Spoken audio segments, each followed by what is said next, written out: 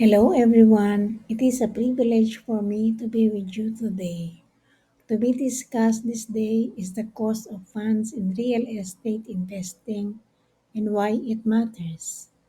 In the latter part of the presentation, I will discuss the important concept of present value of income stream resulting from a reduction in interest rate. If you like to have lessons on real estate finance, please click the subscribe button and hit the notification bell to have more updated lessons. To give us a gift of appreciation, please click the like button. I, Angelina Espiritu, serve the needs of sellers and buyers by giving them good deals and advice to have wise decisions on real estate investments. I formerly worked for Land Bank of the Philippines. Now I am a PRC licensed real estate broker, appraiser, and consultant. In real estate investing, understanding the factors that impact profitability is crucial. While primary elements like time, volume, and property type are well known, there are three secondary investment elements that also play a significant role. These are the cost of funds, amortization period, and the amount of funds borrowed. Each of these can directly influence your investment's cash flow and overall value.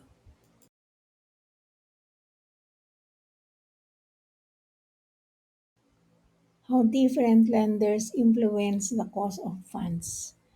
Interest rates vary depending on the lender.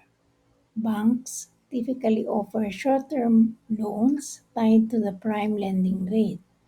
Mortgage companies provide longer term loans, often linked to treasury bills or the London Interbank Offered Rate or LIBOR, plus a spread based on risk premium. Mortgage loans are usually one of the lending activities of universal banks in the Philippines.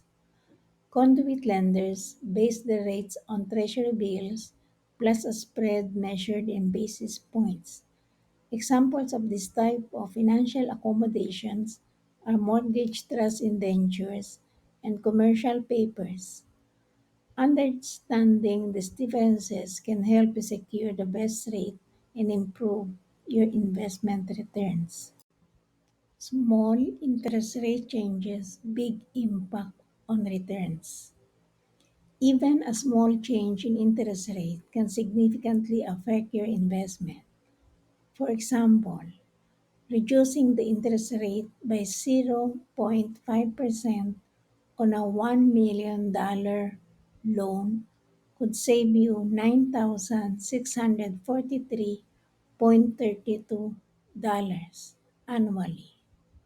While this might seem minor, it can dramatically improve your return on investment by boosting your property's cash flow. The power of cost of funds on property values. Let's put it into perspective. If you save $9,643.32 annually due to a reduced interest rate and you apply an 8% capitalization rate, this could translate into an additional $120,541.50 in capital value. While the interest payments don't directly impact net operating income, the savings increase your return on investment, making your investment more attractive.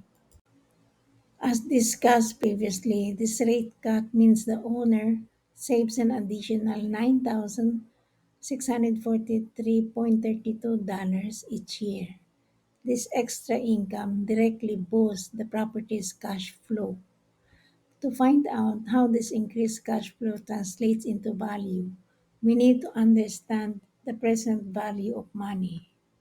We use a capitalization rate, let's assume 8% for this example, to convert the additional annual income into a single capital value. By dividing the extra income by this cap rate, we get present value of income stream of $9,643.32 divided by the capitalization rate of 8% gives a capital value of $120,541.50. So a 0.5% reduction in the cost of funds translates to an increased capital value of 120,541.50.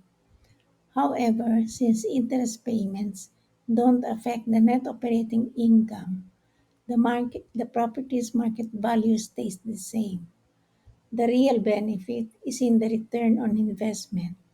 This extra cash flow acts as a bonus, enhancing your return on investment.